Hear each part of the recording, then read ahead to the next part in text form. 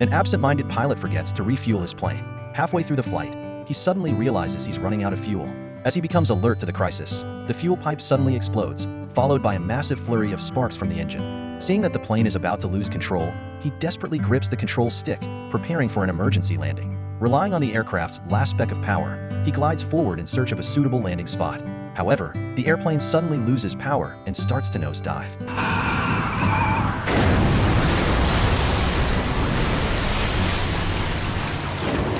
In an instant, the intact plane turns into a pile of scrap metal.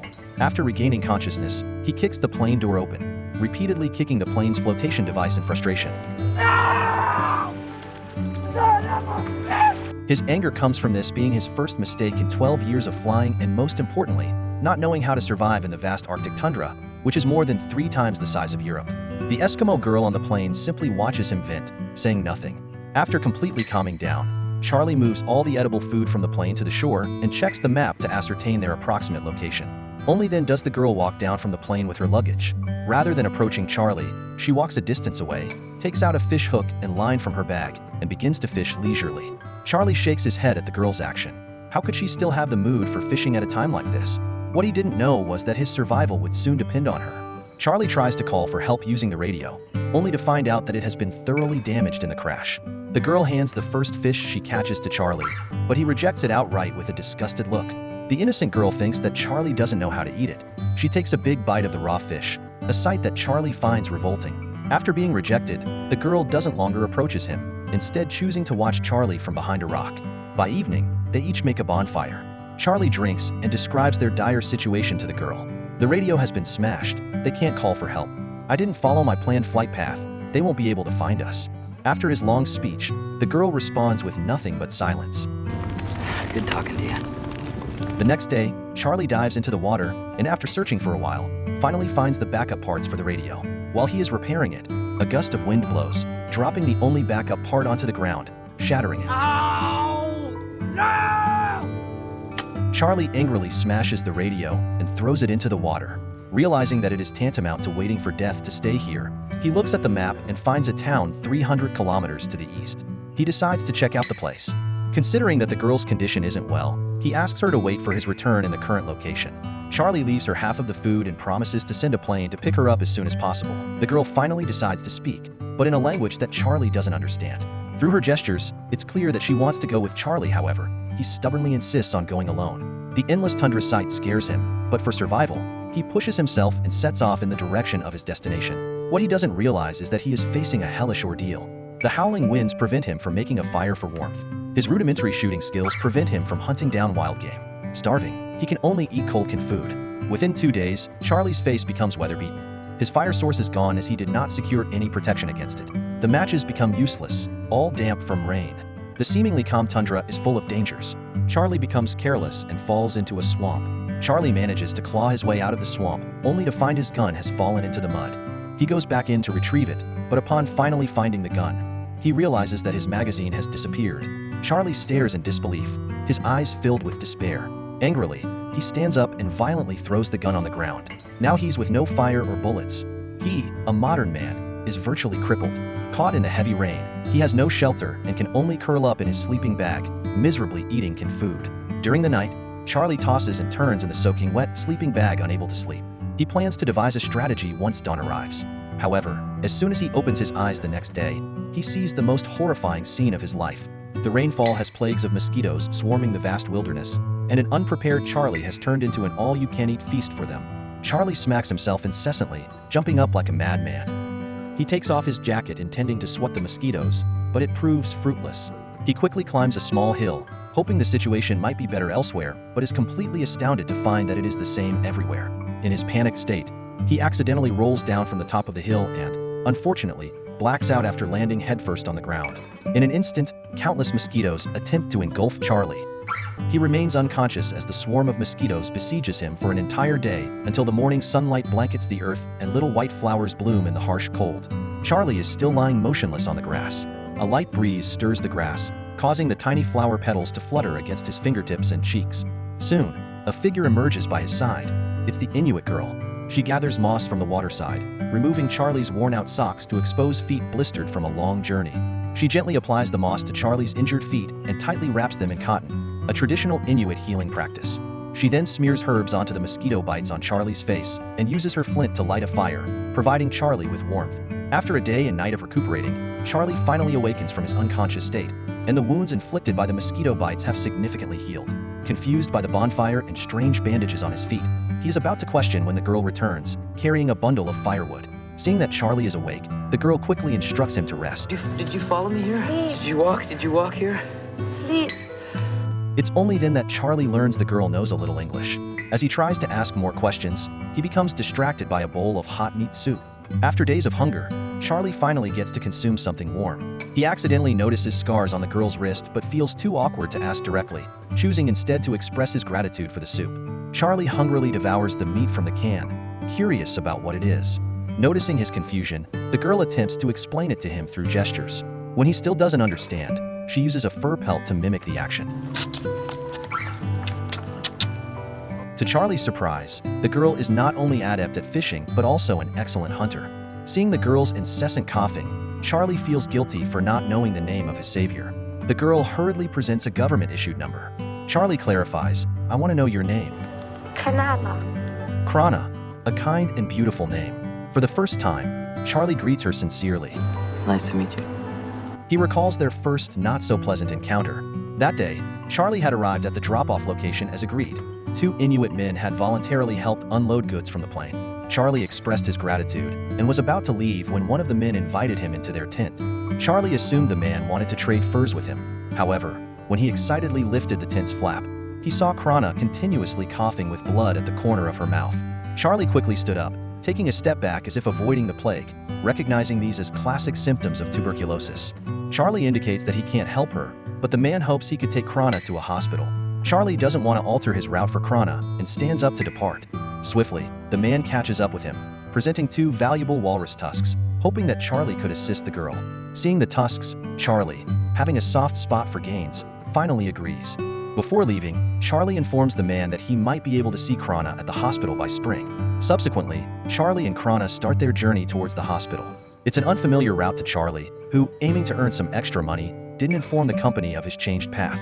Unexpectedly, the plane breaks down midway, and Charlie is forced to make an emergency landing in the wilderness. Soon after the company learns of his disappearance, they launch a rescue mission. The search team follows Charlie's route, quickly reaching his trade spot. However, Krana's tribe has already left the area, functional traces being the only remaining signs of their presence. Meanwhile, Krana discovers a gopher burrow. She takes out a simple mouse trap to set up at the entrance and quietly waits for the gophers to come out. A wait that lasts an entire afternoon. Bored, Charlie stands, then sits, then outright lies down, unable to figure out what to do while waiting. As Charlie lies down again, about to fall asleep, a gopher pops out from the burrow. Seeing this, Krana swiftly pulls up the rope and quickly deals with it. This secures their dinner for the night. However, what astonishes Charlie continues. From her sudden ambush to catch a bird with her bare hands to using a bottle cap for bait and catching fish directly with a stick. Charlie greatly admires Krana's wildlife survival skills. He teaches Krana English during their spare time, and she unsurprisingly offers him lessons in the Inuit language in return. This way, they enjoyed their shared existence. One day, as Krana is stitching a boot, Charlie suddenly notices her nose bleeding. Krana, wiping away the blood, begins to cough incessantly, her condition worsening.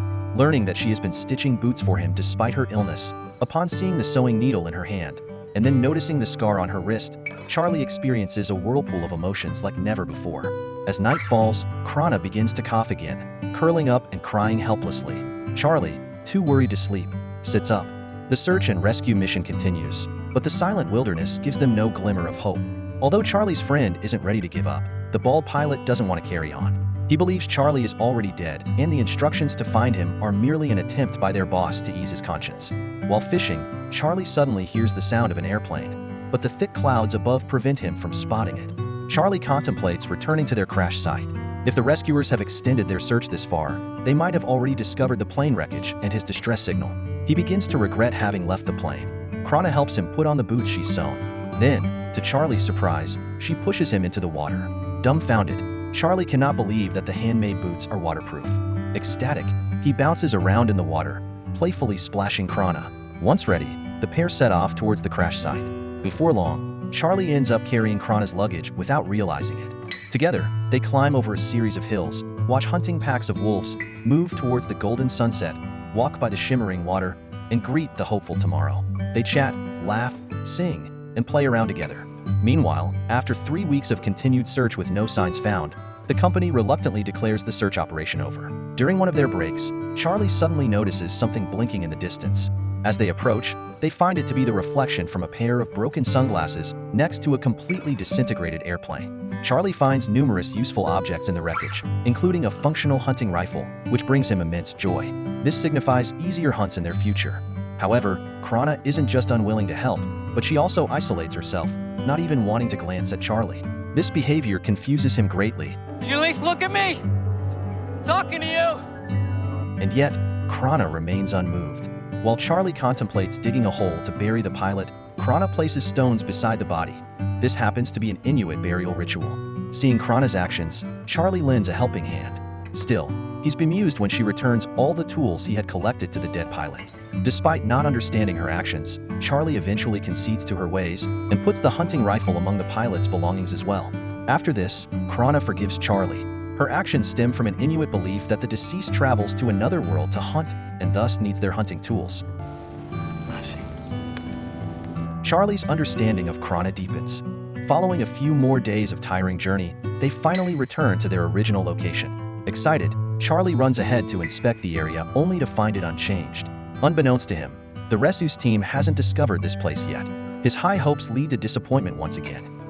Damn it! Charlie begins to complain about the unfairness of his circumstances. A blizzard is on its way, with temperatures reaching below -30 or 40 degrees.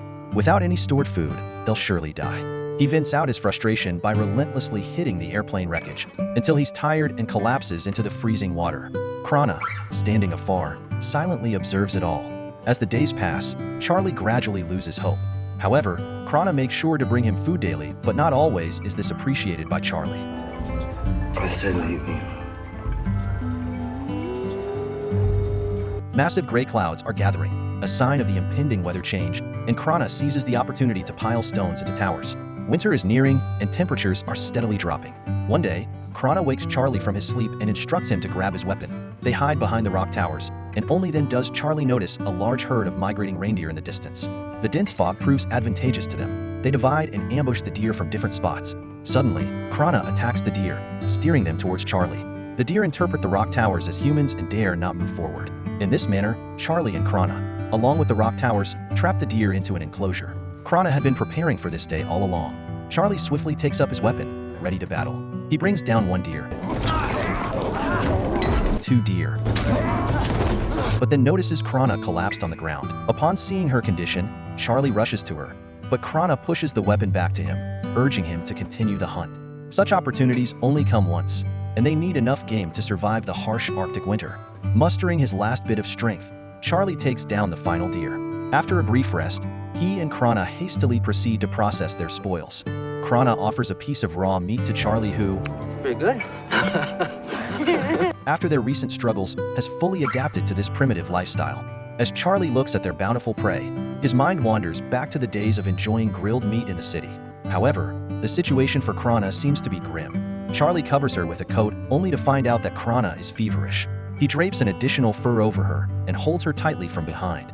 Krana's health continues to deteriorate, and Charlie watches helplessly as she coughs up blood. His only solace is offering her comforting words. Namatu. The otherwise quiet and composed girl breaks into tears, much like someone suffering alone suddenly finding a comforting embrace. Despite believing in the Inuit concept of afterlife, she's still a child, fearful of the dark embrace of death. After some rest, Krana recovers slightly. The two of them clearly define their roles and prepare for the upcoming winter. They need to quickly dry the meat for storage and turn the rendered fat into balls, which are essential for survival during the cold months. One night, Krana recounts a tale to Charlie. Once, a little girl's father got injured and was unable to hunt. A harsh winter followed and claimed the father's life. To spare food for the children, their mother walked into a blizzard, sacrificing her life. But later, the food supply still became insufficient. Being the elder sister, the girl slits her wrist to feed her younger sibling with her blood, successfully tricking God into helping them survive. The scar on Krana's wrist wasn't from a failed suicide attempt, but a mark left while trying to keep her sibling alive. Charlie, for a moment, doesn't know what to say as he grapples with his complex emotions. Krana stitches a deer hide coat for Charlie to shield him from the impending harsh winter. Charlie admires his reflection in the water and is quite satisfied. He's so thrilled that he lifts Krana into an embrace. When the first flurries start to fall, they're ready. They bid farewell to their point of departure and set off again. Soon, a thick blanket of snow covers the earth. Krana's health continues to wane. To boost her spirits, Charlie recounts stories daily while panting heavily. He promises that once she recovers, he'll take her to the bustling city where she can witness the frenzied crowds and enjoy the countless delicacies absent in their current habitat. Krana becomes hopeful about the future upon hearing this, walking with newfound determination at every step. However, the wilderness is vast. Despite walking for a long time, they fail to come across any signs of human activity. Krana, weakened, struggles more each passing day and eventually succumbs to her frailty. Krana suddenly collapses, vomiting blood. Charlie quickly rushes to her aid and holds her in his arms. In the tribe, such severity of symptoms would typically result in the inflicted isolating themselves to await death. But Charlie refuses to give up. He makes a stretcher using wooden sticks and walrus tusks and continues their journey through the ice and snow, dragging the ailing Krana. Meanwhile, a funeral is held for Charlie back home, as the old Charlie has indeed died. The selfish, opportunistic Charlie. A new Charlie has been reborn in the solitary Arctic plains, who is fearless and strives onward regardless of the adversity ahead. Krana's condition worsens. She hands him her boots and tells him that despite not being the best pair, they should guide him to her tribe. Walk well, brother.